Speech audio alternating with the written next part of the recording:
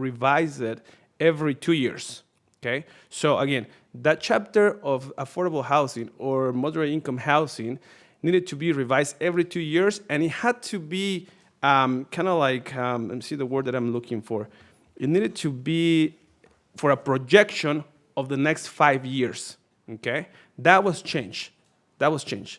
It's so important to review this that now, starting, like I said, 3 weeks ago, this chapter or this project, this plan needs to be reviewed every single year. So now it will be my job to every year to review it, to make sure that we're still following our objectives, or change it, Just give it a revision, okay? So why is so important to have this type of,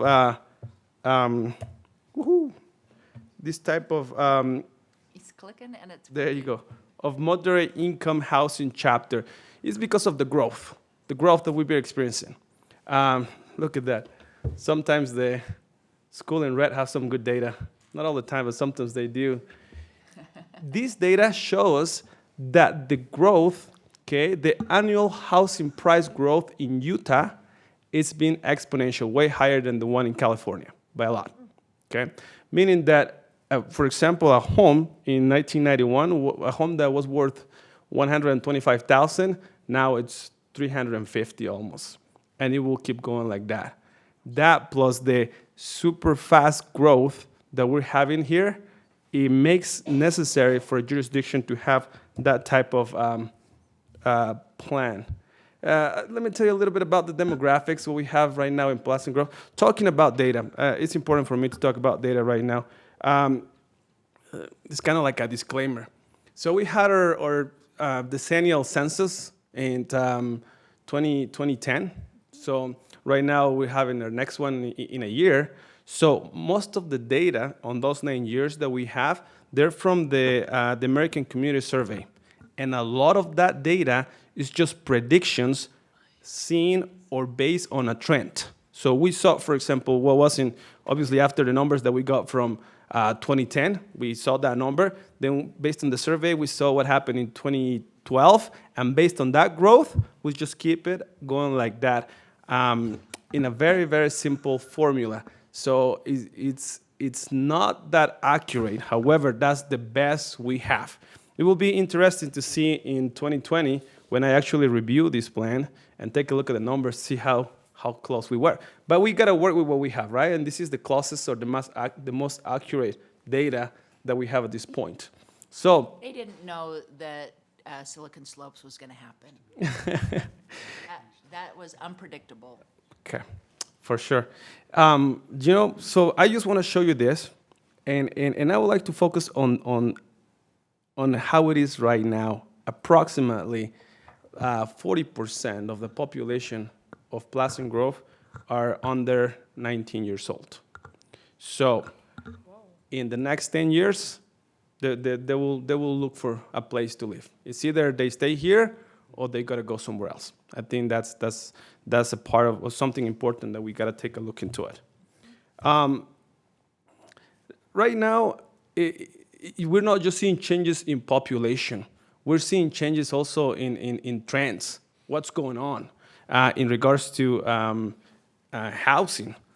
For example, just 9 years ago, here in Pleasant Grove, and again, these are approximates, right? Numbers based on the American Community Survey. 80% of the people own homes here in PG. 20 rented. Right now, 68 own it, 32 rented. Now, many factors play into this, right? Maybe we added a lot of apartments, condos, whatever. That could be one. But there's definitely a change of 12%. It's a dramatic change that we've been having. And it's predicted to follow that route. More people at this point are trying to rent than to own a home. Or at least that's what happened. Again, it's not saying that that's exactly what people want. I mean, many things play into consideration, but it's just a number for us to take a look into it and see where the trend is going right now. This is a breakdown, the graph that we work that shows a little bit of the income. Why is the income so important? Obviously, because we need to see how much we make to see how much we can afford. correct? So this graph shows that, and this is a little more than half. I think that's about 56%, yeah, something like that. This graph shows that these people in this circle right here, they make less than $75,000 a year of income, okay? So these graphs, they're doing well. They're doing well. But the rest of them, they are below that number. Just to give us an idea of how the income works here in Pleasant Grove. Now, why do we show in those numbers? Okay, because when we heard, again, the term affordable housing, I mean, I've always asked, affordable to whom, right? Affordable to me, affordable to my neighbor, affordable to whom? So the state gave us a definition. The state was really clear on what's going to be affordable or what's considered for the housing term, affordability. So this is the definition. This is in the state code. Moderate income housing means housing occupied or reserved for occupancy by households with a gross household income equal to or less than 80% of the median gross income for households of the same size in the county in which the city is located. In other words, find the median gross income from Utah County, see what number it is, get the 80%, and and that's the type of housing that we need to provide for that bracket of people. Am I explaining myself? Yes, I'm seeing a couple of things. Okay. So, and just to give us an idea, the minimum wage, it's that amount right there, 15,000, about that. Now, in order for me to work and to make some numbers and to find something to show you, we need to find, I found a parameter. So what we wrote in the report has to do with a family of 4. So that's the number that we're going to go for, okay? Because again, for households of the same size, so we're talking about a family of 4. So I'm going to show you how this reflects to actual dollar amounts, okay? So here's the average, sorry, not the average, that's not at all. The median income from Utah County is about $81,000, okay? So for a family of 4. For a family of 4, okay?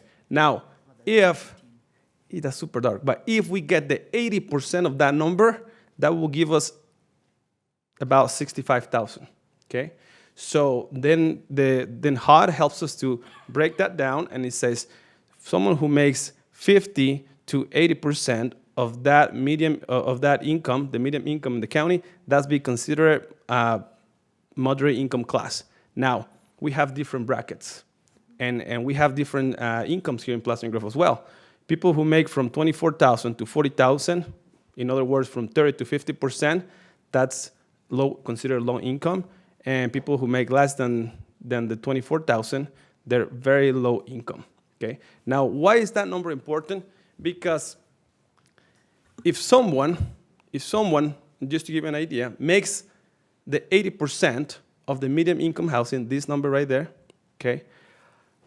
HUD has set also a parameter that says that for someone for a housing to be affordable for that person, they can only use 30% of their income, okay? Meaning that 30% is to pay for mortgage or rent, needs to pay for utilities, and needs to pay for that type of stuff, for housing needs, only the 30%, okay? And that's gonna help us a lot to come up. And that's gonna help us to come up with affordability. Now, this table is the bones in the meat. Is that a say, or did I just make it up? I think you made it up. I made it up? Meat on the bone? Meat on the bones is the same. I got like bones on the meat. I mean, that Did I say it backwards? it still works. Like it still works. So you're fine, Daniel. We love you, Dad. It's, You need both. it's something you guys will remember me for saying things like that. Yes. So, this table has the actual numbers of Pleasant Grove, okay? This table shows how the affordability is in Pleasant Grove, meaning that someone who makes, based on the prices that we have here for rent, if someone makes in Pleasant Grove, if someone is in this category, which if we remember, that was the category of moderate income. If someone is in this category, they use about 20% of their income on housing needs, meaning we're affordable for someone who makes that amount, okay? Now, for someone in this category of low income, someone who makes about that amount of money, we are almost there, almost there. They're using a little bit more than 30%, but we're almost where we want to be, which is a great number. I'm going to tell you, not many jurisdictions are affordable for low income, okay? I'm not going to say some other jurisdictions, but there's some numbers that are way, way, way up. Now, this is just Pleasant Grove numbers, just Pleasant Grove numbers. This is where we are right now. And this is important because we need to see where we are to send our report, and now what are we going to do, okay? Here, that's a situation. For someone who is very low income, they need to use at least 50% of their salary to afford living in Pleasant Grove. Now, again, this is only affordability.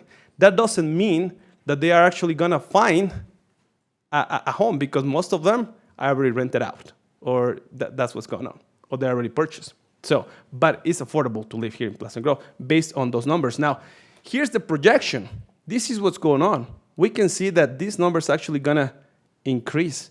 And it's important, and the purpose of having a chapter in the general plan is, what are we going to do to stop or decrease that uphill that we're going to? Is there something we can do? Is there something we can't, is there any changes we can do on our land use to allow for that number to stay stable and not jump up that much? Now, again, our numbers, and this is not a comparison. This is no we versus another jurisdiction. This is more like, this is what we have, what are we going to do? Okay? So, again, for someone on that bracket, it's affordable to live in Pleasant Grove. The problem is that we do not have, that's just the definitions, the conclusion. We do not have enough units of that price. They're affordable, but we don't have enough units, enough number of units. Here's an idea, and this is super dark, but we can see in 2016, we had a surplus of units for people who make 80%. Again, this is moderate income people, right? You guys can see a surplus right here. It's hard at this point, based on the model, the mathematical model that we have, it's hard to point out why we increase like that, but I can't almost guarantee that it's because of our accessory apartment changing in the ordinance. So those things really do have an impact on it. We're some of the few jurisdictions that have an increase on that point.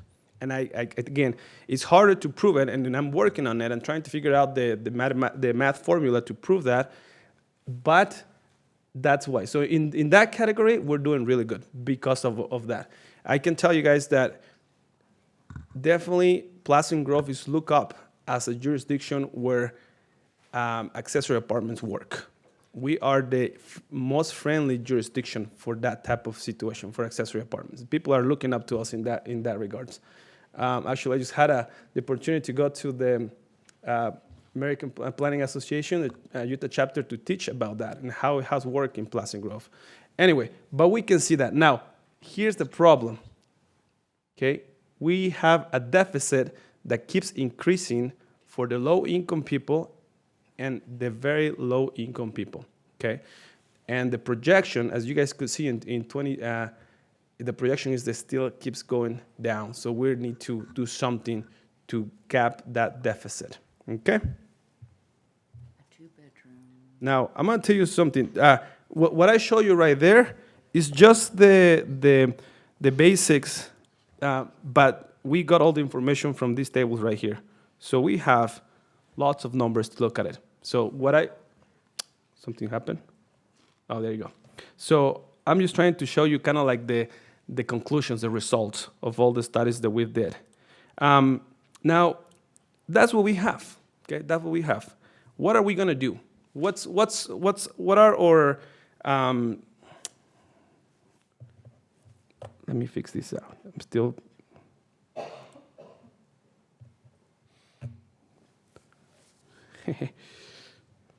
So Daniel, while you're finding that, can I ask you a question? Yes, boss. Just to confuse you here. What, on here, on one of your graphs, you show a single family with accessory apartments, 190. How did you come to that number when not, we know everyone hasn't come in and registered, That's what's just the number that we have from the people that actually have have come done in? it. Okay. Yeah. So we look into that, and that's. But again, I guarantee that we have way more than that. Way more than that. Now that's the picture that we're facing. What are we gonna do? Okay. What are gonna be our strategies? What are gonna be our actions to work on what we have with that scenario? So we talked to the Planning Commission, and we've been working on a couple of strategies, again, and actions, and something that we can do. Now, these are ideas. These are the things that we can say, we're gonna focus and try to work on that. That doesn't mean we're adopting that right now. I mean, that doesn't mean that, let me go there. For example, and a strategy. This is a strategy that we have is to provide more flexibility in the zoning code, okay? That's what I'm proposing. What staff and the Planning Commission are proposing. Let's have a little bit more flexibility in the size of lots, for example.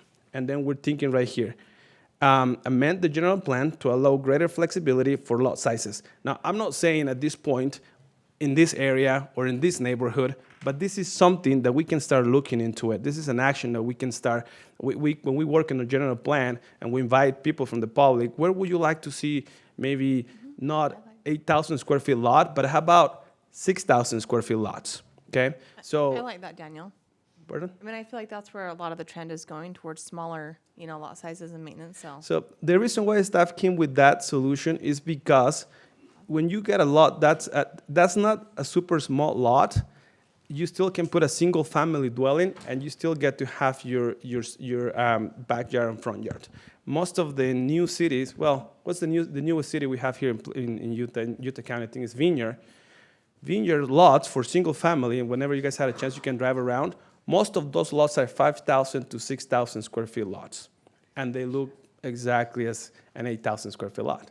So I don't think that decreases the value of the neighborhood or something like that. I think it provides flexibility. And again, a lot of these are going to be for infill type of developments, right? So for example, someone who was going to develop, and instead of doing 20,000 square feet lots, maybe they can do 10, maybe they can do 8. So we're providing more supply for this type of situations. Again, that's just an action that we're thinking about doing it. We're not doing it today, but then the staff will start looking into that direction, okay? Changing the minimum front and side yard setbacks for R1 zones. One day you guys want to get me going, just ask me about setbacks, and I'll tell you how much I don't think they're. But again, we can look into it. Just to give you an idea, our setbacks for R1 zones are 10 feet, okay? There are other jurisdictions that have 8 feet, but that does make 8 feet on both sides, so that leaves you 4 feet, and that does make a difference sometimes. That does make a difference, especially if we have accessory apartments allowed. Sometimes you need that a little area to accommodate or to put right there a little bit more of an extra room or something like that. So now I'm not saying we're going to go, right now I'm not saying we're going to go from 10 to 8. What I'm saying is, I'll propose something, the staff propose something, we'll bring it to you, but we start looking into minimizing those big setbacks that we have. Same for the front setbacks, okay? And we have in our code, we require every home to be at least 20 foot wide. And I think the reason why we wrote that down in the past was because we didn't want to have trailers just put on top of a lot and that turn it into a home. But I think nowadays with the, a lot of the homes that were being built right now, they have a little wing where you have your kitchen or something like that, a kitchen or just one bedroom, and they don't meet the 20 foot, and they have to change their whole footprint because of that requirement that we have. So let's take a look into a couple things like that. What another strategy that we're looking into it is to encourage a more diverse housing stock for various stages of life, incomes, and lifestyles. And one action that we need to do is, even though we are very friendly in regards to accessory apartments, I got into the mode that asking everyone who comes to the front counter, like, do you know that we allow accessory apartments? And believe me, they still don't know. They still don't know. So what I wanted, what staff is proposing and the planning commission is proposing is to aggressively do something else. I think we already did something. We took a step, but I want to take a more aggressive step. Either, I forgot the word, like doing like a marketing type of situation, something. We got to figure out a way. And I think that once more people know, more people will do it. Especially because I'm 100% sure right now that a lot of people doing it, they're just not letting us know that they're doing it. And then revise city code to be more friendly to assisted living for the elderly, for senior housing. Right now, just to give you an idea, for anyone who wants to do senior housing or front setback requirement is about 50 feet. And I'm pretty sure there was a reason why we did it. I think it's good for staff to go back to take a look at it and see if we can be more friendly in those regards. Okay. Another strategy is to provide incentives for residential development or redevelopment with long-term guarantee affordability. How do we do that? Well, provide developers with information about government subsidized for affordable housing. I think that it's there's this program called, I'll see if I say it right. I wrote it down because I've been saying it wrong the whole time. LIHTC. That's the name of it's similar to what happened to Green Grove Apartments. Now, again, let's take a look into this. At this point, I'm not proposing that the whole subdivision or the whole development is LIHTC, but we can do portions of a building, or we can do 10%, 20% of proposed units to be under the LIHTC. So pretty much what that is they have to guarantee their prices to be under market, and they get some tax incentives. So during our DRBs during our DRCs, staff will need to get very well versed on exactly how LIHTC works and try to show that to the applicant. Try to not to force them, but show them the benefits from a program like that. And this is also another action, and the last action is to revise the growth zone and downtown village zone. And you know what? I missed something right here that came after the planning commission, and some general commercial zones. For example, just to give you guys an idea, or something that is here, the land behind Macy's. So that's some infill development. So include that the village zone, the downtown village, the growth zone, and some general commercial zones, where we maybe ask or we allow some residential, but we get in return some affordable or moderate income housing. Kind of like what we've done to some developments, and that we've said, yes, we're gonna maybe give you a little bit more density, but you need to give us X amount of sales tax. Commercial. For example, we can say something similar, something like, maybe we'll look a little bit more into this, but we will require some sales tax generated, and also for you to provide some affordability for some of our residents. Is that an actual zone that we can create, is a commercial mixed-use zone? Or, because I know we have our commercial zone and we have our zones. Yes, actually, this proposal is for the zones that allow mixed uses only.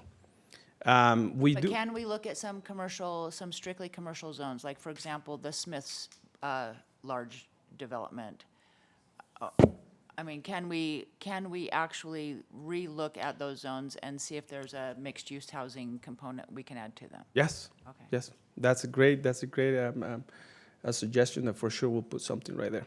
So I like that a lot, actually. Let's the zones. re-look at those big, large commercial tracts that we have that are left. Correct. And just see if there's a mixed-use zone that we can create. Larry Myla kind of, to a certain extent, right? He did. Now we have to add for our report that we need to show some time periods.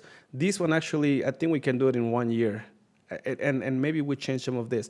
And again, by we saying we want to go on that route, all we're saying is we like those strategies. Let's see if we can start working on them. We're not saying, okay, we're adopting an R16 zone already. No, we'll look into it. We'll bring it up. We'll bring it up for discussion. We'll see where it actually makes sense. But this is a zone that actually doesn't exist in our city right now. So this is kind of the proposals that we have. Again, what we're trying to do right now is to finish our report, send it to the state, and they just barely did some amendments like a month ago that they were just passed. Pretty much those amendments, what they say is that we need to include transportation patterns into our moderate income housing project, and for sure we'll do it. But that's why they changed the deadline also from July 1st to December. But we don't want to wait. As a staff, I think it's time for us to submit this report or what you guys have over there, submit it, see if we can get some feedback, and then start amending what we have. Okay? So that's what I have, Mayor, Council. Sorry it took a long time. If I can just Wow.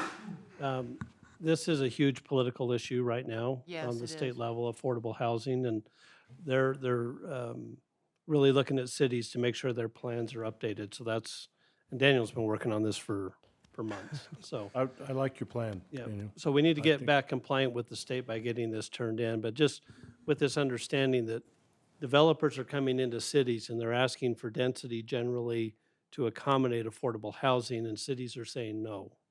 And so they're going back to the legislature, and the legislature's starting to force the hand. Some legislators want to take over zoning for housing for cities, and that's something that cities own, and that's something that we've always owned. Okay, so Scott, here's my issue. Yep. And it's a good thing I have a microphone. I am all in for affordable housing. I think affordable housing, we have to do something, but I think there's a cause and effect that we all sit here and say, hey, let's have affordable housing. We go home and we sleep at night and we say, we're going to allow developers to put 8 homes on an 1.5 acre lot, and then those developers charge $300,000 and $400,000 for those houses, and we've come around and said, well, wait a minute, that's supposed to be affordable housing, and the developer's gone with millions of dollars by putting a $300,000 or $400,000 house, or 8 $300,000 houses on an 1.5 acre lot. I think we've got to look at ourselves and say, what is realistic for affordable housing? We're not going to control the market. Developers are going to charge exactly what they can, and they should. But this is not a cause and effect of let's reduce the lot sizes so that people can afford houses. You go out to Saratoga Springs. My daughter just paid almost $400,000 for a $2,000 square foot home where there's 8 homes on that lot. So I like the idea, and I think this is a political pressure because I think developers are putting pressure on this to build more houses within a smaller density. But let's just be real. It's not affordable. Larry Myler's property, that's not going to be affordable. It's not. Those are going to be $300,000 and $400,000 or $500,000 patio homes, and that's not an affordable statement. Well, sorry, Dana. No, go ahead. I'm just saying your exact argument are arguments that cities right now are making to the legislature. We don't control the market. And if a developer can max out whatever they can, if They they can should. get $400,000 for a 2,000 Absolutely. square foot home, it's not like they're going to drop their price so that it can now be affordable. Nope. So we've made that exact argument to them, saying, if we're going to make accommodations, then we need to make sure the developers are giving some here too, as a city. And this is where it gets really tricky. So right now where we're at is we just need to have a plan. We need I to have think a the plan plan is fine. submitted. We need to be on record with the state that we've had this discussion, that this is something that's on our radar. This is something we're going to look at. Our actual actions are things that we're going to talk about over the next year, months, years, trying to figure out what the solution, because our reality is there's not much more developable space in our community. Right. And most of the developable space is up north, which is not necessarily conducive to a higher density project. Correct. Now, redevelopment eventually is going to be part of the game. There's going to be somebody that's going to come in and buy some property, take out whatever's there, and they might put some sort of housing. But The Smiths, right near the Smiths is a great example of a piece of property that really isn't super conducive to retail or maybe even commercial, which makes sense that a housing development could go there. And now the question is, because sometimes density gets equated with affordability, and that's not always the case. Correct. And so- That's what I'm saying. Yeah, That's right. and so we need to make sure that what we are approving as a city is going to accommodate that. Now, there's federal programs that help subsidize, that's part of it. Those issues, that presents issues to a city as well that we have to talk about when we do things like that. And the new RDA law that just got passed last year is any new RDA developments, which we did with St. John's Properties, 10% of the revenues from that RDA has to go to affordable housing. So that RDA kicks in next year. We're going to start gathering money as a city that we're going to hold to use as a potential incentive or something like that. So we'll have a little bit of control with developers to say, we do have money that we have to use on affordable housing. We can't use it on anything else. But maybe as an incentive to say, if you can provide these types of units and make them affordable, then you can now have a crack at this money. So, and Daniel probably wasn't aware of that. I don't think that's contemplated necessarily in the plan, but again, those things that we can talk about as we move forward. But it is a super tricky discussion because affordability means different things. Density doesn't not always mean affordability. So- Correct. So part of our report is we just got to show, like I say, and the state is asking us as part of the report, okay, what land use techniques you guys can use? And yeah, it's complicated. It's not always, doesn't always translate like smaller lots, cheaper homes, but it's affordability for everybody, not just for this group right here, but we also for these people and that people. Okay, so something to keep in mind. I think Well- that's a plan that we're proposing, and Go ahead, sorry. so it's a plan that we're proposing. We're gladly to amend it, and we're gladly to go forward to remove some things, to add some things. I think this is where we start. We're ready to send the report, but that's what Staff and Planning Commission is proposing at this time. Okay, that's the route that we think we should follow. No, this is awesome. Thanks, Daniel, for all the work that you've put into us. And I apologize for stepping out. That was my son who's on a mission calling. So he's That 14 always should trump. 14 hours ahead, so he doesn't realize back that later. I'm at city council. But anyways, I apologize for taking that phone call.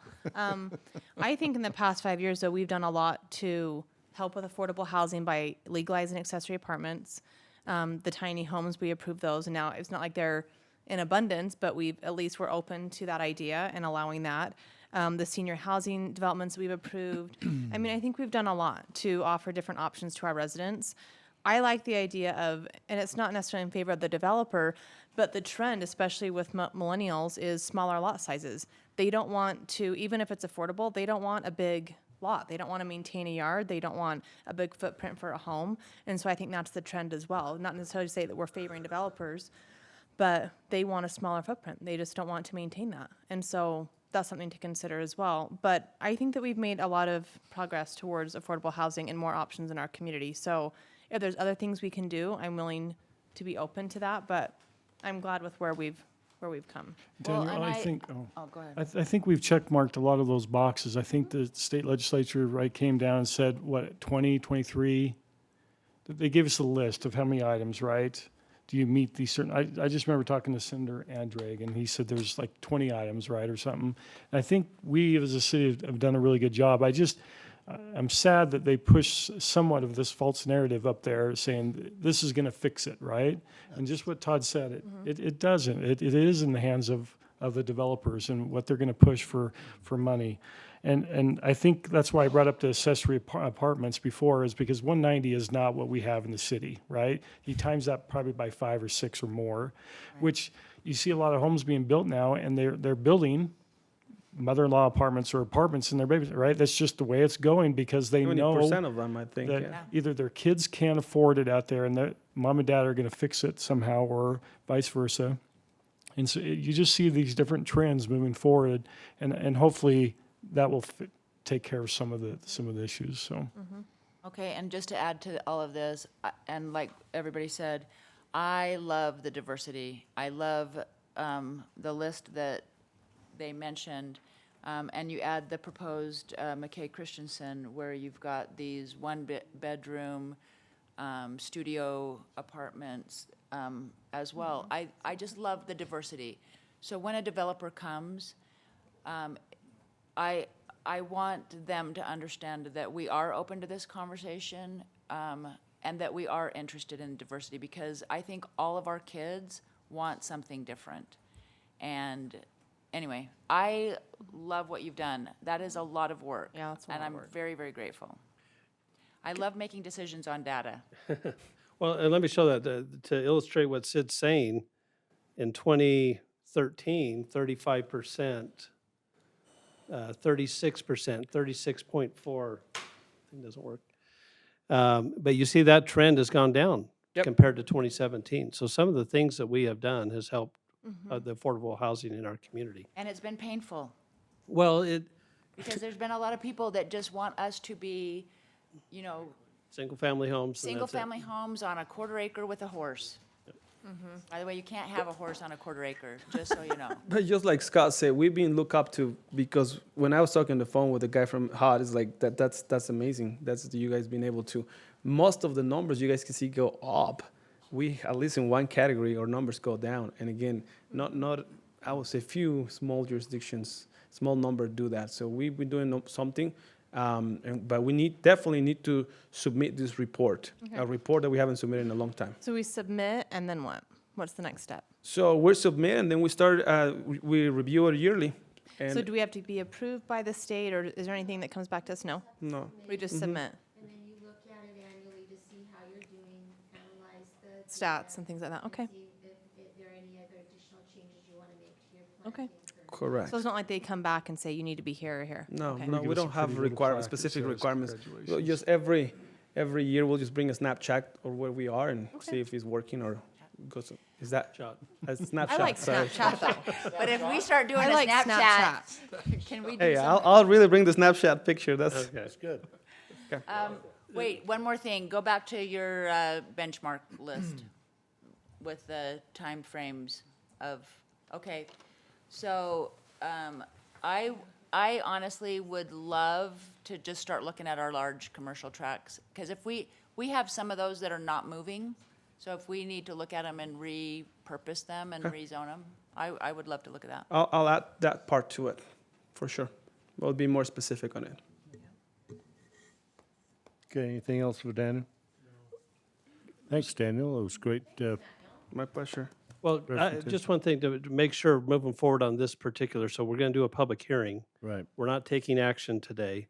We need to renotice this. We had some noticing requirements that we missed that we need to take care of. So we'll bring this back for adoption. Once it gets adopted, we will need to amend it again before December, which is going to have the transportation feature that the state legislature just barely passed this year. And then we'll be doing our annual reviews after that. So we still have a little bit of work to do this year to get us across the finish line. Did Planning Commission take a look at this? Did they help Oh, you? yeah, this came from us and Planning Commission, staff and Planning Commission work on this together, yeah. Tell them good job. Twice, we brought it to them twice and Okay. gave them some time for them to actually work, give us some comments, and then we'll come up with a final product. Good job, Planning done. Commission. Thank you. Okay, thank you. With that, we would now like to have a public hearing to consider for adoption ordinance 2019-8 to amend the Pleasant Grove City Council General Plan. And we invite any of those in the public who would like to come forward and speak to us about our housing plan.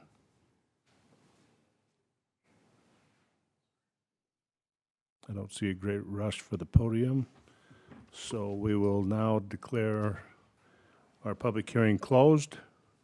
And as Scott stated, we will address this issue on our next council meeting. Yeah, so we don't have a date certain, so we just table it indefinitely. We do have to Okay, renotice it, so indefinitely then. we'll bring it Okay. back when we get the noticing done. Good? All right. That finishes that, item number 9. We'll move to 10A. These are our action items ready for vote. And the first, 10A is to consider for adoption resolution 2019-025 indicating the intent of Pleasant Grove City to adjust a common boundary with Cedar Hills, Utah, authorizing the public hearing thereon and providing notice of said hearing. Proposed areas to be adjusted are owned by Ryan and Elizabeth Ryan and Elizabeth Clark located at 3842 North Canyon Road, and Jody Van Zant that is located at 3862 North Canyon Road in Pleasant Grove, and known as the Clark Community Boundary Adjustment. Mayor and City Council, we have received requests from the two property owners you read in the short title of the resolution, requesting a boundary adjustment from Pleasant Grove City into the city of Cedar Hills. The reason for their request is they're on the east side of First East, and we do not provide sewer services in that area.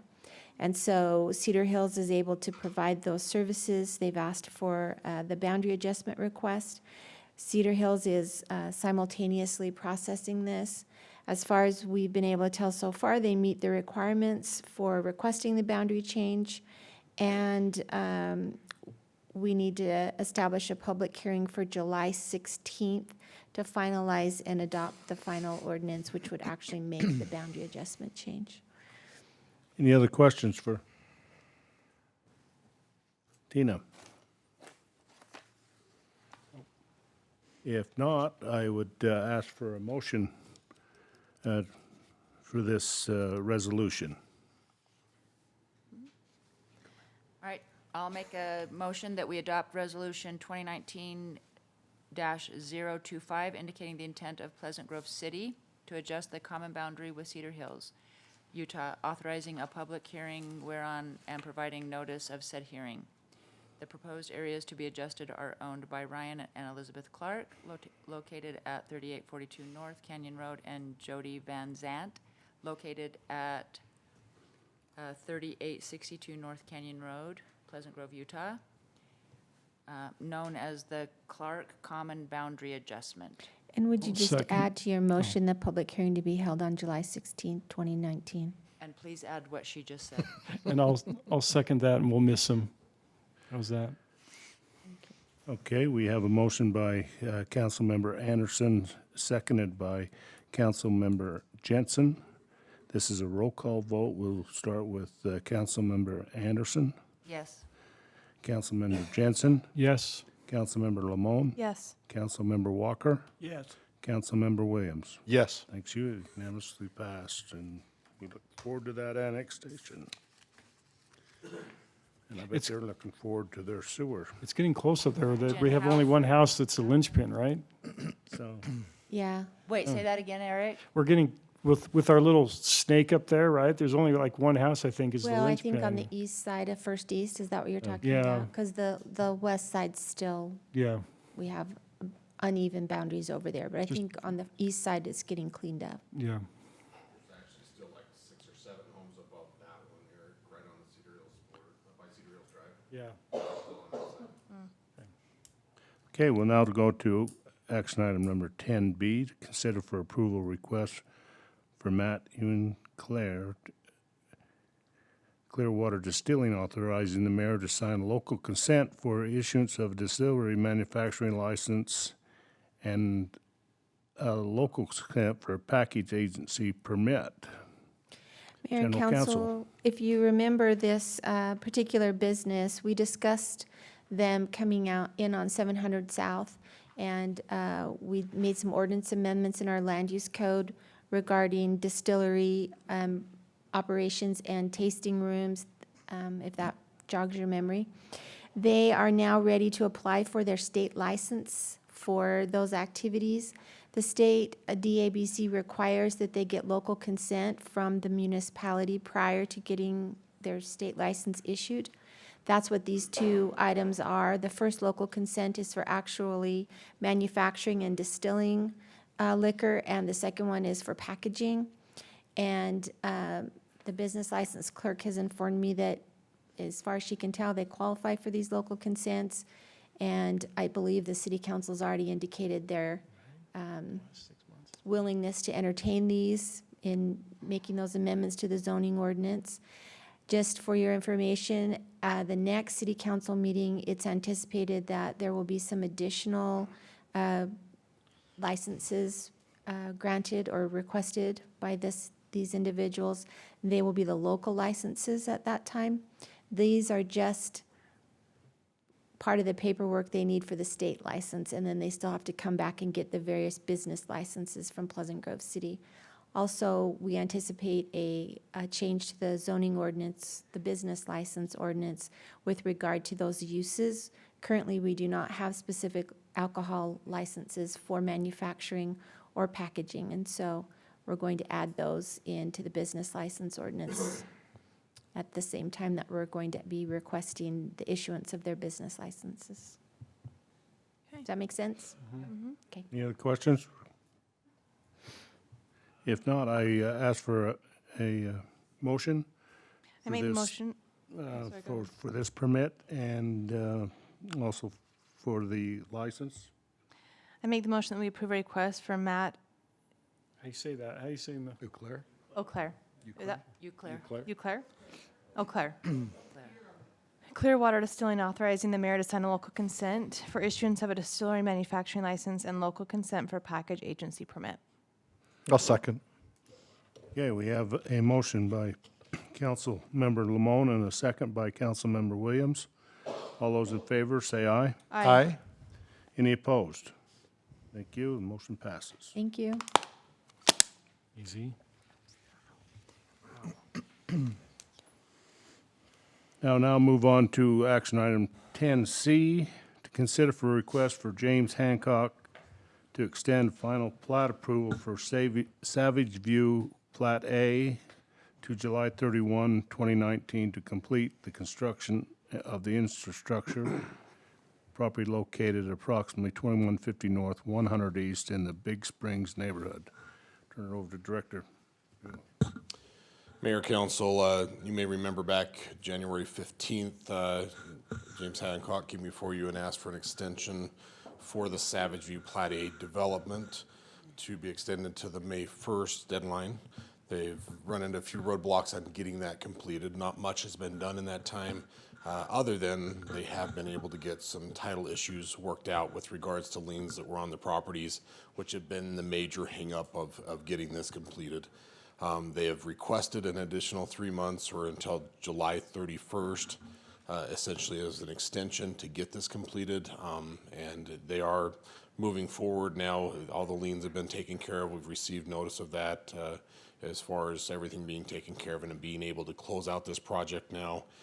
So very positive in being able to get it done. But we do recommend to staff that we grant them an extension until July 31st to get this completed. Any other questions for? No, Mayor, I'll make a motion to approve the request of James Hancock to extend a final plat approval for Savage View Plot A, July 31st, 2019, to complete the construction of the infrastructure property located approximately 2150 North, 100 East. Second. Have a motion. We'll sit with the second there. So we have a motion by Councilman Williams, second by Councilmember Lamone. All those in favor say aye. Aye. Any opposed? Motion carries. We'll now move on to item 10D, consider for approval a 6-lot residential final subdivision plat called Blackham Farms, Blackham Farms. Plat A on property located approximately 2024 North, 600 West in the RR Rural Residential Zone in the Northfield neighborhood. Director. Thank you, Mayor. Okay, let's see if we can bring the image now. What is that beeping, by the way? I think it's key fobs back in the police station. Isn't that right, It's like, Chief? it's methodical, though. Oh, okay. All right, Council, Mayor, just as the Mayor said, this is Blackham Farm subdivision. The applicant is Lance B. Miller, and the zone, it's rural residential, 6 lots. So each lot should be at least half-acre lots. You got an image of an aerial view of the area. You guys will hopefully remember this property. So it's about 3.7 acres, and it's between some undeveloped land that hopefully in the future gets to be developed. So the applicant approaches and tells us they want to do some residential lots. Again, this is 3.7. As we can see, it's still in the RR So animal rights are there. And this is just a circle, right? Oh, there we go. There Okay. we go. So you guys will remember this because this Yep. is the vicinity plan that we used to have. This vicinity plan was adopted by us, so now we're basing our development on this vicinity plan right here. So that's what the applicant followed, and he came out with this type of development. It's 6 lots. Like I say, every lot is half-acre lots. It's a cul-de-sac, and this item went to Planning Commission. We reviewed that the setbacks are correctly, size are correct, and engineering also did the review, and we got forwarded a recommendation of approval unanimous from the Planning Commission to the City Council. Okay. With that, if there's no other questions from the council on this for Daniel, would ask for a motion. Mayor, Make that motion. We have a motion. Do I have a second? second? I have a motion by Councilmember Walker, a second by Councilmember Williams. All those in favor say aye. Aye. Any opposed? Motion carries. Thank you. We'll now go to 10E, consider for approval of 7-lot residential final subdivision plats called Daybreak Meadows Subdivision, Plat A, on property located approximately 736 North, 400 East in the R18 single-family residential zone in Monkey Town. Daniel. Mayor, Council, that's my favorite town, by the way. Love that one. Hey, Is that your that's where my where my heritage comes from, okay? So, But I heard the stories because a lot of kids used to play and jump and do a lot of. I had a bunch of monkeys out under the street light at night, so anyway. It's great. It's great. For your people. Yeah, they were my people. So this is like the mayor mentioned, 7-lot subdivision in the R1A zone. So lots are required to be at least 8,000 square feet. The aerial view is similar to the last one actually, but it's a smaller area, obviously, 2.55 acres. The zone is completely surrounded. This is R18 town. And what they're proposing is a different type of a cul-de-sac. So it makes a curve right here, and then you got the cul-de-sac. So let me see. We can take a better look at that. There you go. So that's the 7 lots subdivision that is proposed. Again, we review the building envelopes, the setbacks. Engineering, I'm pretty sure they scratch their heads when they sell that type of a cul-de-sac, but it meets the requirements. So we took it to Planning Commission. Planning Commission forwarded a unanimous recommendation of approval as well. We did our part by making sure that all the dimensions are correctly, and they are. Who's the property owner there with that existing house? Do you know, Lynn, or if that's, who's, That's Brent Halliday's property, family property. Brent Okay. owns the south, that's just south here, not to the north.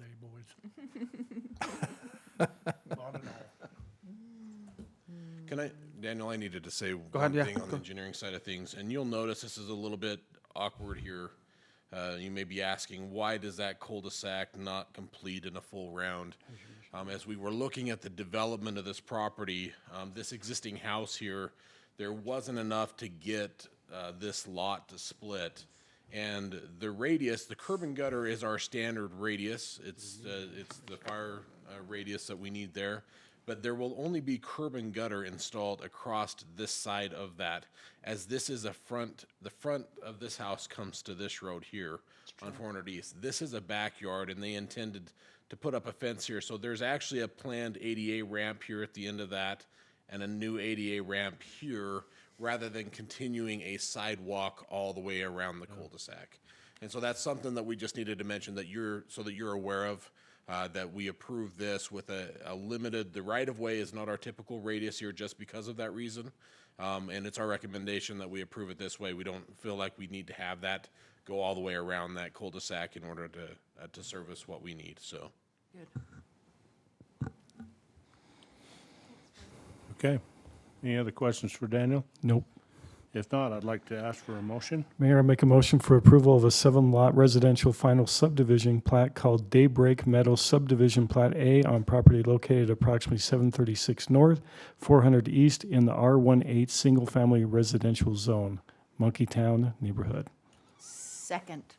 Okay, we have a motion by Councilmember Jensen, a second by Councilmember Anderson. All those in favor say aye. Aye. Any opposed? Motion carries. Thank you. We'll now move to item 10F, to consider for approval final subdivision plat with 2 lots and 1 parcel called Valley Grove Business Park, Plat K, on property located approximately 1043 South Valley Grove Way in the interchange sub-district of the Grove Zone, Sam White's Lane neighborhood. Mayor, Council, this is my last item of the night, but I want to say how much I appreciate your understanding and your patience toward me. Thank you very much. Just to, Like as far as what? Yeah. Well, pardon? just mess Like you with said, your patience, like. Oh, because I make, when I say sentences that don't make sense, and I'm pretty sure you guys are trying to put them down in your head. And, one time in planning commission, I said that the landscape was very well pedicured. And then all the commissioners look at me, and then I got it. And then I say, well, it's because my feet look better than my hands. So there you go. This is manicure, right? So those, thank you, though. I appreciate it. Thank you. Love this guy. So, Mayor, Council, for this project, I would like to point out that this place right here is the RR Restaurant. Now we all know where we are, right? So, this is the land, 7.8 acres, as the mayor read. This is 2 lots and 1 parcel. I'm gonna, can I go ahead and say the plat and the site plan together? Or do I, yeah? Okay. So I'm gonna touch these 2 items at the same time. So the plat is for the rezone, again, we all know it's in the interchange sub-district. This is how the plat looks like. Okay, again, this is the R&R barbecue, and we live in this parcel, and we're creating these two new lots. The reason why we're doing that is to put these 2 new commercial buildings, retail, GNF, and 2 different buildings right there. This item, because of its location, it went to not just Planning Commission, but also to DRB. DRB had to look into the landscape. They were pleased with the landscape, therefore a recommendation of approval. And also they look into the architecture, materials, and colors. So it matches what's going on in the surroundings, okay? So it looks like this is for 2 new commercial buildings, pads that we're gonna get right there. I don't know exactly what businesses are gonna be there. I mean, we can ask the applicant, but they're ready for Who is the something. applicant? I think that we put as the name of the engineer, whoever submit the plans, but this is Daniel Thomas's property. Correct. This is just the ongoing projects that he has. So this is the next step. So again, So how come he's not listed as the applicant? He didn't file the paperwork. he didn't fill out the paperwork yet. Boyd, you're here, right? Boyd's with Daniel. He Yeah. can maybe, Yeah, so when we have the application, we put the name of the property owner, whoever the representative, and then the applicant. And sometimes they put the engineer, the architect, whoever usually is the one that deals with me. So that's what they did. Okay?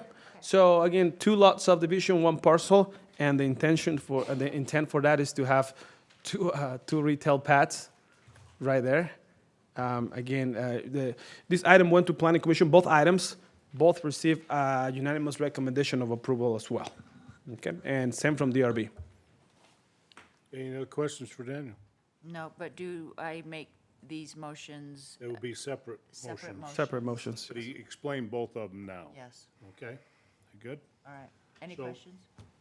No questions, so No. and how about a motion on F. 10F? I would like to make that motion. Okay, Do you want me to read the whole thing? yes, why don't you read that whole thing? All right, So we're official? okay. If you can't read, I'll try. Okay, I'd like to make the motion that we approve a final subdivision plat with 2 lots and 1 parcel called Valley Grove Business Park Plat K on property located approximately 1043 South Valley Grove Way in the interchange sub-district of the Grove Zone. okay. We have a motion? Second? Have a second? We have a motion by Councilmember Anderson, a second by Councilmember Jensen. And all those in favor, say aye. Aye. Any opposed? Motion Yeah, carries. that was like That was Now- very approval. robust. I would now ask for a motion on item 10G. Mayor, I make a motion for the approval of site plan for 2 multi-tenant retail buildings on property located at 1043 South Valley Grove Way in the interchange sub-district of the Grove Zone. Second. We have a motion by Councilmember Jensen, a second by Councilmember Lamone. All in favor, say aye. Aye. Any opposed? Motion carries. Thank you. So, I think we're finished with you, Daniel, but you were a star of the evening here. We'll now move to action item number 10H and have Chief Thomas explain what you got going on here. Okay, this is just simple. We rotate our cell phones in the department every couple of years. These have been in service for a few years. And so it's just time to rotate them out of service since we have new phones now. So there's 14 phones here. We're going to surplus them. They go to, we sell them online, which is kind of the easiest way to do it. And then take the money, put it back You're in the not budget. changing carriers or anything. This is just No. going. We're pretty set with our carrier right now. We're with Verizon. We like them, Right. so. Okay. With that, I would ask for a motion on Resolution 2019-26. I'll make the motion that we adopt resolution 2019-026, authorizing the mayor to declare 14 iPhones as surplus and direct that they be disposed of according to the city's policy for disposing of surplus property and providing for an effective date. Second. Okay, we have a motion by Councilmember Lamone, a second by Councilmember Jensen. This is a roll call vote. We'll start out with Councilmember Williams. Yes. Councilmember Walker. Yes. Councilmember Lamone. Yes. Councilmember Jensen. Yes. Councilmember Anderson. Yes. Thank you. Passes unanimously. We will now move on. Do we want, is there anything else we want to discuss from that? Yeah, we want to go back to the work session and talk about the water feature Okay. on Pleasant Grove Boulevard. We'll turn it over to Marty. Go opposite of you. I just feel We did not build our podium big enough for Marty. I was gonna say, it would be nice if this was another 6 inches in it's real wood both directions. from the tree. I wish we had a tree. Wish we had a tree. Stop. Yeah. Let's not bring that up tonight. We've been getting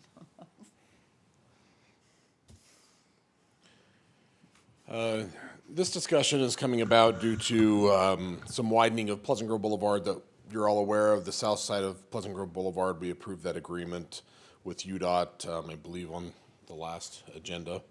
And there was some discussion with regards to what's happening with Pleasant Grove Boulevard in the future from the interchange to North County Boulevard. And right now, and it looks like when this was originally done back in 2001, we found the documents, there was some betterment agreements between UDOT and Pleasant Grove City to install the landscaping and some water features. It wasn't only Pleasant Grove City, it was Linden City, and they're mirrored. If you look at it, they've got a water fountain here, we've got a water fountain here. They both, both center medians have this flowing stream concept there. We both have pump stations down at the end. Marty, really quick, is theirs working? I don't believe theirs has been on. Okay. We haven't seen theirs on for years and years as well. In fact, Dion thought it only ran for 1 year, and for some reason it hasn't been turned back on. We've had ours off, we think, for about 5 years now, mainly due to some water conservation concerns, and then we've just never turned them back on since that point. So right now, if you look at Pleasant Grove Boulevard, right here on the R&R Barbecue corner, as we were working with them, there was some discussion about where this feature goes, and it's right here behind this Cure Construction sign. That there is on top of a vault that's about a 10 by 10, 10 by 12 vault, 6 or 8 foot deep, pretty deep vault. In that vault, there's a pump station that takes water, that it pushes it up through the fountain, it flows into that flowing stream all the way down to the bottom. flows across a pipe into this vault here, and then it pumps it back up, just recirculates it around. So it's not just wasting water, it's not just running into the storm drain system, it's just recirculating water to that area. And it has a little float in there as the water gets down, it fills it back up and runs the system. There's also in this same vault a couple of backflow preventers. We've got to have that. It runs all of the irrigation for all of the interchange, at least the Pleasant Grove side of the interchange. And so all of the landscaping through that, all the irrigation features are ran through that vault and this control box right here. As we've been working with the widening of Pleasant Grove Boulevard, there was some question as to what happens to this infrastructure. And from our perspective, it was, we've made quite an investment in trying to get this interstate or this interchange to be beautiful. And in fact, we looked at some of the numbers. It was somewhere probably in the $600,000 to $700,000 paid to have the pump stations installed, the fountains installed, and I'm talking about, it looks like it was for both. These flowing streams, rocks, all of the landscaping, just for that. Not talking about all the landscaping, because that was well over, probably closer to the $900,000 to $1 million that the city expended as a betterment to the interchange to make it beautiful, enticing, and kind of make it look good in that area. So the question is well, what's going to happen in the future to this area? We've already heard from UDOT that they do have some funding scheduled. I don't know that it has been allocated, but they are planning to come into this area and eventually widen it out. And the current concept is really to take care of the intersection of North County Boulevard. There's some widening that's currently been done here by St. John's on this side of North County Boulevard. So it would be widening here by the Central Bank, kind of up through this area here at Grove Parkway, and then widening down to the interchange. I believe they were talking about two dedicated right-hand turns onto the on-ramp. And we would have 3 lanes coming from the off-ramp. Anyways, just the overall area is going to be expanded. One of the things that you would notice if you zoom into this is the median that's projected through here is shifting in order to accommodate those lane configurations. And it's being narrowed up because they don't have enough width to continue with I believe it's probably close to 24 foot from face to face of those. Currently, it's going down probably about 6 feet or so. So narrowing up from that based on what this is a concept, by the way. This is not final design stuff. This is just concept of what could happen here. But you can see everything shifting, so you can't leave that water feature in place with this modified median that they're looking at trying to get in here. If something different would have to happen, it's narrower, it's more difficult to get that water feature back in the middle of the median. So the real question that we're trying to answer here is what is the value of having a flowing stream down this median? Is it something that we've obviously expended back in 2001? We've got about 17, 18 years. Well, we only used it for 13 years, I guess, because we didn't do the last 5. But we've got some use out of it, but at the same time, there's a value there that we put into this, and we want to get something back from UDOT in return as they do this project. But at the same time, are we talking about a pumped flowing stream in this area, or are we talking about something different? Now, the cost to relocate that pump station, I'm guessing $30,000 maybe, $40,000. The pump station alone was over $100,000. It's a very expensive, very heavy. They would have to bring in specialized cranes, reroute all the infrastructure, pipes coming to and from, and that is the concern right now is it worth relocating that? And if it is, we'll do it. If it's not, then let's talk about other options. So one of the things that we're proposing right now is we're not sure of the value of having the flowing stream because it's very difficult to see. A lot of times, I don't know how many people know it's a flowing stream. I didn't know or it if was just there. looks like one. It does flow water and it works fine, but again, when you're going 30 miles an hour getting to and from, that's not your focus. But all of us have probably seen the water feature, at least if you remember that, spraying, getting your car wet sometimes if the wind was blowing. That's what I remember about it. But it is a water feature and it is more visible when it's above ground. But when you're in the ground and you're riding down a road, typically a flowing stream through the median isn't the ideal thing to notice. And it's not running by a sidewalk or something where you're really getting that value of walking next to a stream. So one of the questions would be is we feel that if we abandoned the current pump station in lieu of getting an agreement with UDOT to replace some sort of a water feature that would be some value, we would have to come up with that reasonable value is. And then when they come in and do this project, we would have that agreement to go back on to relocate or do some sort of a different feature. Maybe we do some sort of a rock fall, waterfall, rather than a spraying fountain or something different. We've had a number of problems with this water feature, by the way. We've had to reline it, I think, a couple times. We've had to spray line it. We've had tons of leaking with it, and it's been difficult. But at the same time, they're going to be modifying a lot of things here. We could work it into that agreement. Instead of them replacing, shifting, reconstructing everything that we have to make it work, we could say, let's take that money and let's put it into a new feature, something maybe a little bit more enticing, something that looks a little bit better than Does what it have to be a there. water feature? Or could it be put into better landscaping or other things like that? Yeah, and I think that the landscaping will come in any concept that we're talking about, because whatever they do that meeting, they're likely going to be replacing the landscaping, the rocks and things of that nature. It's more the water feature that we would negotiate, because I think they would need to put in some substantial 'Cause, landscaping regardless. I mean, here's my thoughts on the water feature, and this is why about 5 years ago this happened, because we were in the drought.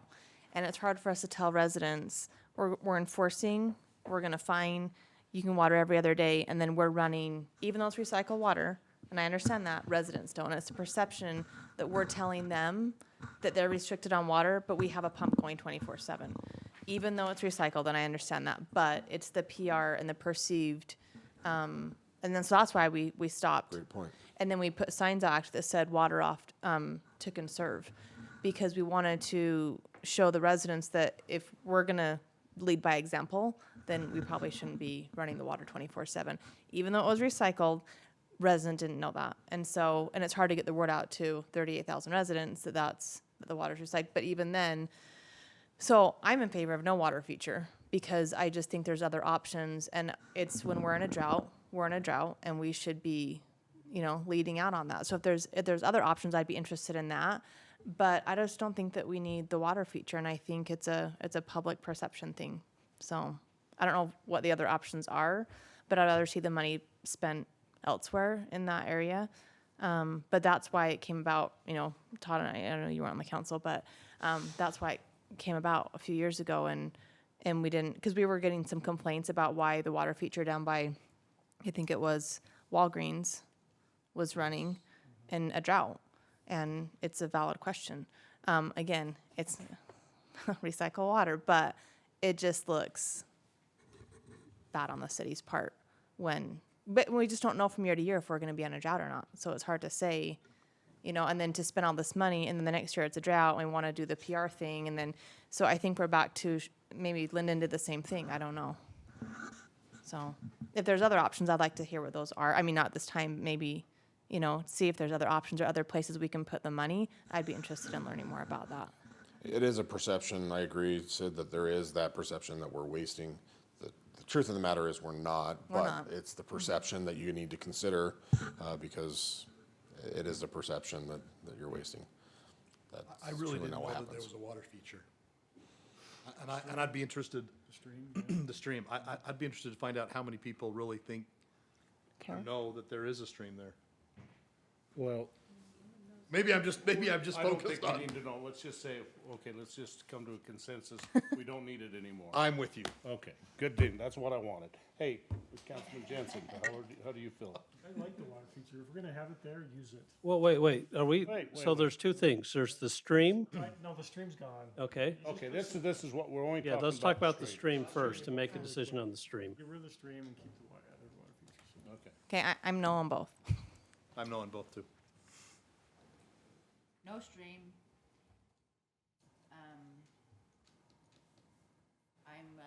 I'm open to water feature, but I really enjoy Fox Hollow hole number 8. Do you know which water feature I'm Yeah, talking about? yeah. Yep. So not the big, huge fountain. there's this beautiful rock and the water comes out of the rock and it just runs down the side. I think that's what we'd be looking at. Okay. How you feel? On both. Okay. Well, let's it's really make sure just- we understand the direction though here, because we have a $300,000 abandonment. We got a pump being abandoned. We're talking about removing our ability to run in this $300,000 of investment, right?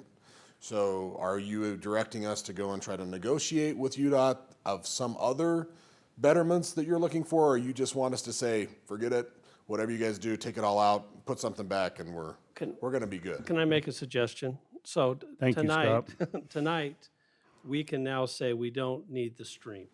That's probably the big decision we needed tonight.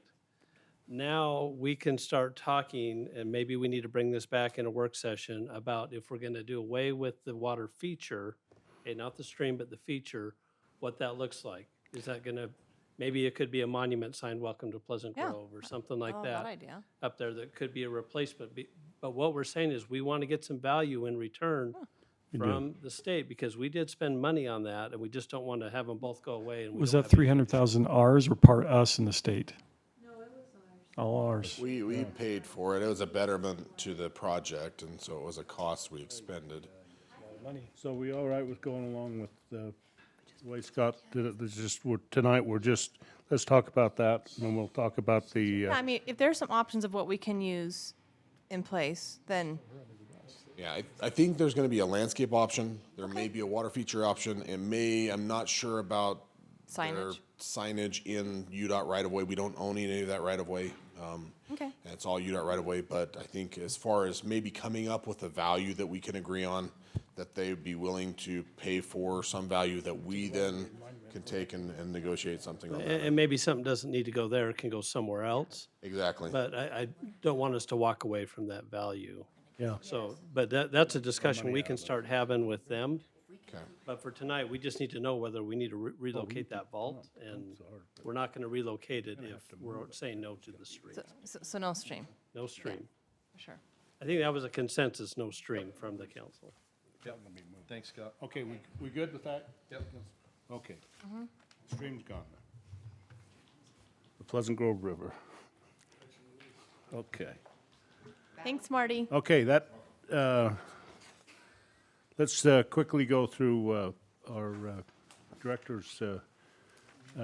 Anything from our rec center that we need to have an update on quickly? It needs to stop raining so we can play baseball. Council, will you take action on that? Will you take a vote on Yeah, that? if we can vote for that, I'd more rain. appreciate it. I would like to make a motion in 2 weeks, it will stop raining. And the weather's looking great for opening day for the pool this weekend too, so. No, I'm not being serious at all, so. Wait, so the pool opens this weekend? Yeah, Oh, my heck. It is. it's here. It's gonna so. be rainy. You know what, I'm gonna be down there, rain or shine, Tyler, Oh, to you support will. you. Okay. Yeah, I expect. Well, so get the you hot and tub ready, because I'm not yes, going in any Diana. other part You'll have the pool to besides the yourself. hot tub, so. But yeah, so we're just trying to battle through that and make up games. Postponing games, are you, what are you doing? Postponing. We're just getting further into the Further summer behind. for making up games, so We're making it. we will make We're now them into up. September with baseball. Yeah, so. Okay. Dion says we're looking at Sundays, if that's all right too, council, so. Yeah, good luck with that. If the games, That would be a no. if the games are between 12 and 2, I'll attend. I've been there and done that discussion before, so Did that come up? the Monday night thing was a huge discussion. I mean, what's better than a family night at the ball field? Hey, That's what I say. it is. I've been there. Okay. Other than that, Mayor, that's, Okay. we're battling that, but it's, Dion? we're doing good. Dion, do you have anything? Dion. Kate, can we just stand and give Dion a standing ovation? Absolutely.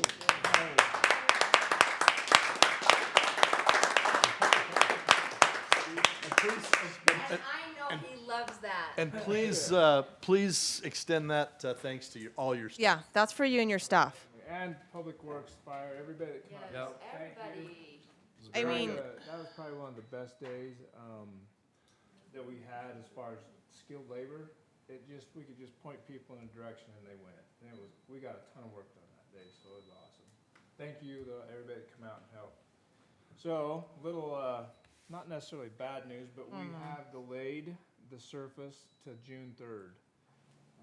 I contacted them today, wanting to know the latest day that I could change the date. They're supposed to be here next week, and he says they're having the same problems we are with the weather. They're just getting behind, so they're looking at June 3rd to be here to start the surface. Also working with Big T, Playgrounds and Brats, and weather permitting, we're gonna try to have downtown park ready to go a week from Friday. So we'll see how that works. The weather's just not I love downtown park. helping, I love so. downtown park. I love it. So could we just do, the downtown, Discovery Park the same time as the downtown park? So if everything, this is assuming that the weather's going to hold and we can get the surfacing in that first week of June. That second week of June, I'm thinking that's when we do our Discovery Park ribbon cutting. They need to be two separate events, I guess, in my They're mind. two separate.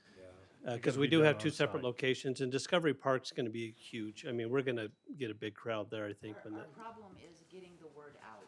No, in my opinion, if we decide, if the surfacing comes on June 3rd and they get started and the weather looks like it's going to hold, then we can set our date.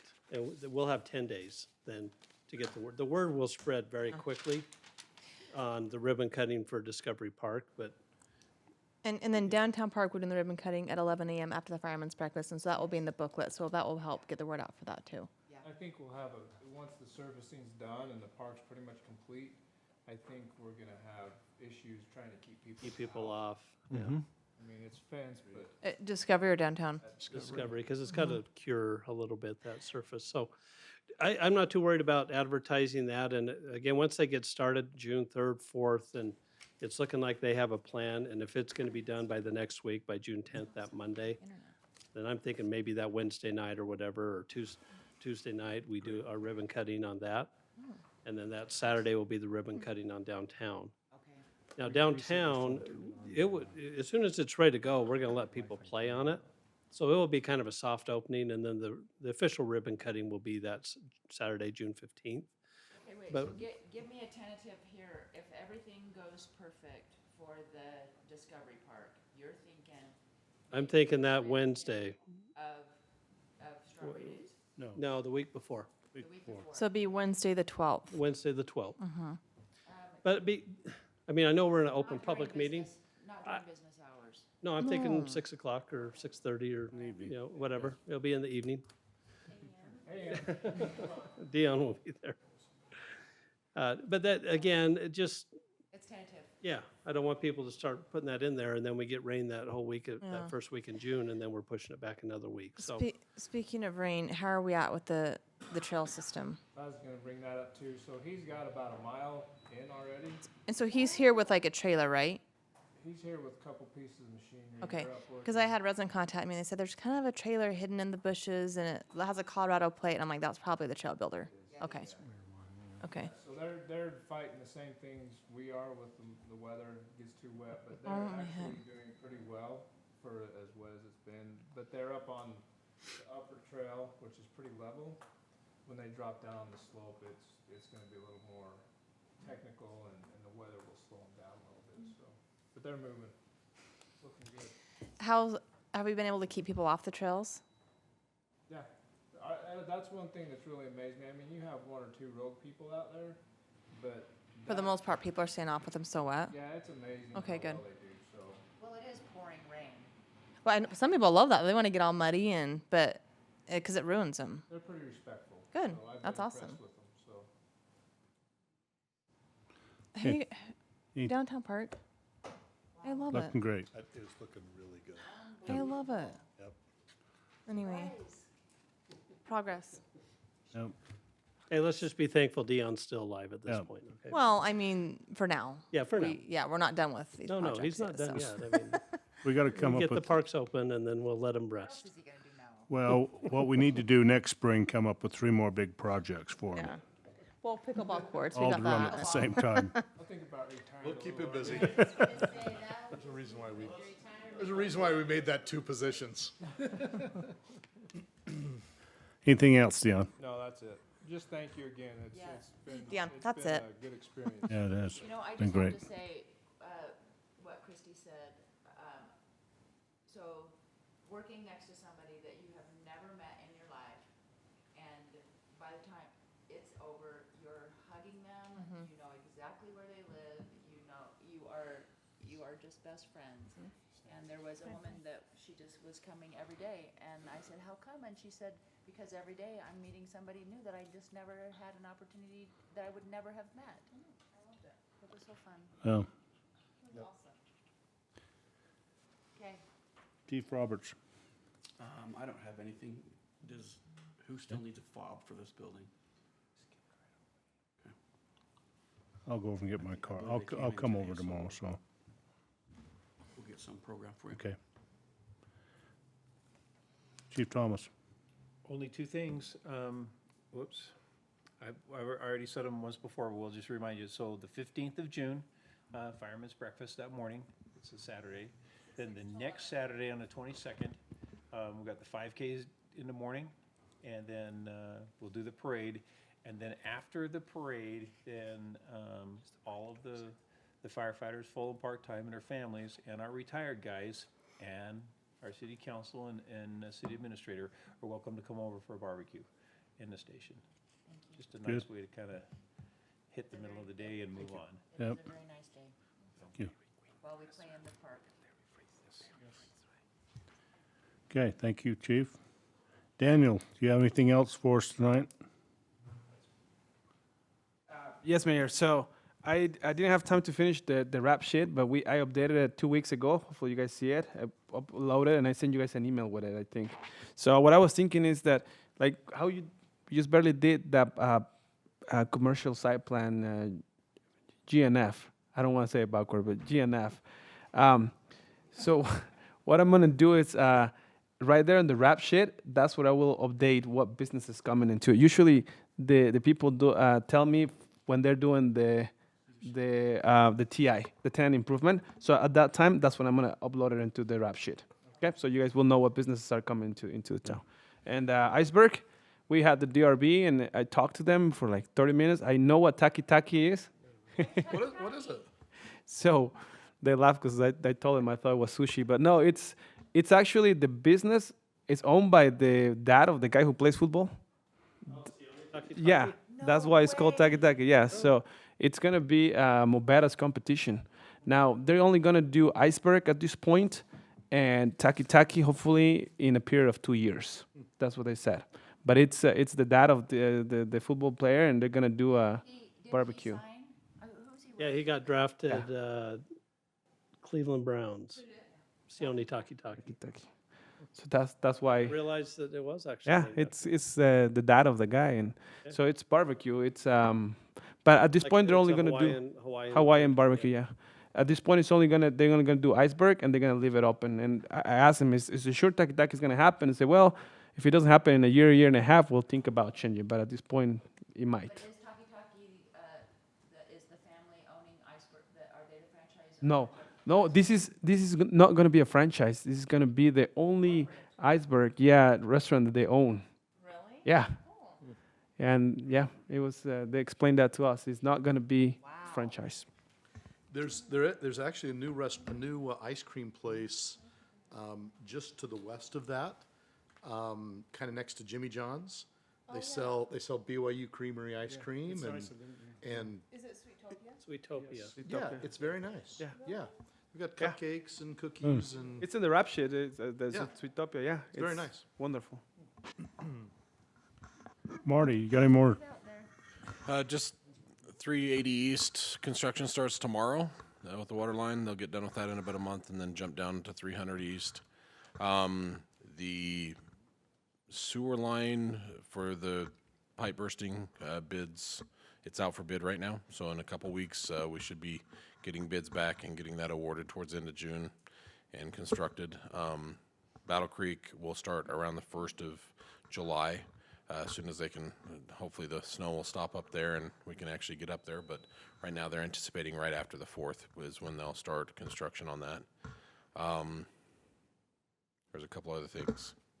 We are trying out a new little infrared repair method on some trenches up in my neighborhood because that looked like a good place, a place that I knew, and we're going to go in and just do a couple of the roads there, just for about 100 feet, a couple hundred feet anyways, just go in and do some trench repair. So Mayor, you sounded interested in that, and we talked a little bit about that, but that's weather pending. Was supposed to happen Thursday, Friday of this week. It may shift to next week, but it's a new technology out there where they heat up the road up to normal asphalt temperature, around 350, 325 degrees. They repurpose that asphalt, remove anything that's bad, add a little bit of new to it, and then lay that, compact it, and supposedly you're supposed to get a seamless joint with a finished repair. So we have a number of roads that the only bad part of the road's in decent shape, but it's just those trenches for the PI. This may be a good alternative. Still fairly expensive, similar to like a full reconstruct cost, but you're only having to deal with 6 feet instead of 40 feet. So yes, there's a cost to it. It seems promising, so we're doing a little test section to see how that goes. So I thought you might be interested in that. And that's a rented piece of? That is something. No, we're hiring somebody that does that. They specifically, that's their business, is they repair roads. So it is a newer technology. But they've had a lot of experience down in Arizona area, so they're moving up into this area. I know they're doing some stuff up in Salt Lake, and we said, well, we want to try it. So we're doing a little bit of that this next week. Okay. That's it. Thanks, Marty. Tina, do you have anything else for us tonight? No, I'll have an update in executive session. Okay. Scott? No. Tyler? Just, we have a new intern that we've been working with, and Nate Reed and I have been working with departments to get some performance measures to you, hopefully by July 1st. So I wanted to keep you aware of that. We're going to be meeting with each department to get some measures so you can get those reported monthly. And the other thing, I'll smolder at this camera up here and just apologize for our technical problems to all of our 8 YouTube viewers right now. So I'll apologize to them, and hopefully we can work those out. All 2,000? It was what, 5 minutes, 10 minutes before we got it working. I mean, Yeah, it started and stopped tonight, but whatever. that might have been my fault. He's not Who knows? supposed to. I've We're still working the bugs. You're doing These fine. guys, and the speaker, that's only for us. Okay, thank you. Kathy, do you have anything down on your end? Well, Lynn, do you have anything? I just want to say thanks to the emergency folks. They hauled one of my great-grandkids up to Primary Children's the weekend. He sheared his femur jumping over a dodgeball. Oh my gosh. These guys took him, and it was bad enough that he had to go Wow. right up to the Oh my primary. gosh. Those people know what they're doing too. They had him home that night. Oh my gosh. And things fixed up. So you do things a lot different. When I broke mine, I cryo-fractured mine. They were talking about how are we going to cast it? What are we going to do? You know, and here he is, the day. And I looked at the pictures of the break, you know, the X-ray. It scared me to death. And there he is. Home. So these guys, you know, you hear the stories all the time. They're there, they Yep. take care of business. It is good. Thank you. Diana? I don't have anything. I am just so grateful. I was thinking about Dion and thinking this would be the time that he would be opening the pool. So can you imagine? So Tyler, thank you for being here. Todd? No, I don't have anything. Eric? Yeah, so yes, another big thank you for all those who helped with the Discovery Park, and it was under the umbrella of Choose Kindness PG, right? And we've had some really good write-ups on it, and Choose Kindness PG is not going away. It's just getting started, and we'll have other smaller smaller projects, right, in the community. And so just another thank you to the community. So. Well, thanks to you, Eric. You've been on the committee, you're down at the park. I mean, like, you've spearheaded as representing the council on that, so thank you. You did a lot. And you were super tan by the end of that, like you and Dion. My face hurts. Like, really tan. So, anyway, thank you. And Scott. Scott and Becky. Yep. Oh, my Well, heck. let me just say, there Yeah, were a Scott. lot of people that spent a lot of time out there, and we are going to have a thank you dinner with our steering committee, with mayor and council, and our captains, those that were there all day, every day. About a 90-hour week for them, being out there. So we'll take care of all that here in about a month. We got to get through Strawberry Days, and then we'll get the band back together and talk about that experience and kind of how crazy yet fun it was. So. Yeah, thanks to you as well, Scott. That was awesome. Thank you. Anything else that? I've got one item for council here. I've been requested to, for our article in the Strawberry Days magazine, sometimes the mayor, I think it's usually the mayor does a intro thing. I'd like to propose to you this year that we use our new council mayor picture and use that as a picture, and then just have the article from mayor and council. I love that. Thank you. That'd be good? That's a good picture. Yeah, So I think who, it might be first. anybody want to do the article, or should we have Lisa work on that, or? It's in the city hall right now. That's in the city hall. I can help with that. I could work with Lisa on that. Okay. Would you take that assignment then? Yeah. Because they want to try to get that together. I just got that email when I was away this, end of last week, so. Yeah, they probably need it pretty quick. I think they're getting pretty close Yeah, to. so I'll work with Lisa. Okay. Okay. And we use that picture at work? I think on- that's a great picture. I think so too. I think so too. It probably belongs right out here too.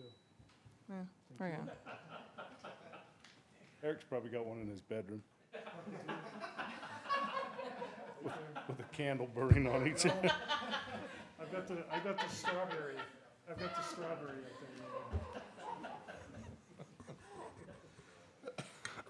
there. Okay. Are you ready for a motion, Mayor? Poor guy is Okay, Is this a class assignment? so, Mayor, I'll make a motion to move to adjourn and move. Well done. Yeah, you made it.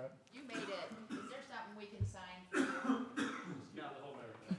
we do need, this evening, need a short executive session. I'll ask for a motion with, what it is, it's right there on your Mayor, item 16. I'll make a motion to adjourn our public meeting and move into a closed meeting to discuss pending or reasonable imminent litigation. Second.